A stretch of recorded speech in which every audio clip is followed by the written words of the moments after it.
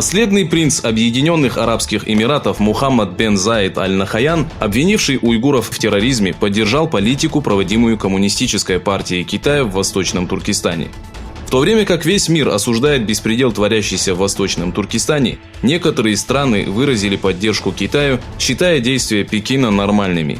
Китайское телевидение сообщило, что Нахаян, находящийся с официальным визитом в Пекине, выразил свою поддержку политике, проводимой Си Цзиньпинем.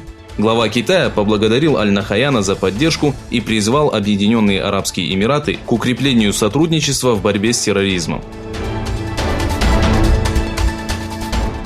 Узбекский депутат Кабул Дусов высказал свое мнение о беззаконии, творящемся в Восточном Туркестане. Дусов, направивший письмо президенту Узбекистана с просьбой принять необходимые шаги для предотвращения беспредела китайских властей, сделал следующее заявление.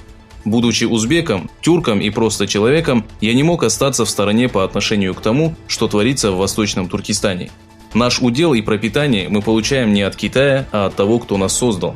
Депутаты, поддержавшие инициативу Дусова, призвали правительство встать на защиту прав уйгуров и других тюрков. Китай обвинил США в организации протестов в Гонконге, в которых приняли участие сотни тысяч человек и пострадало большое количество людей.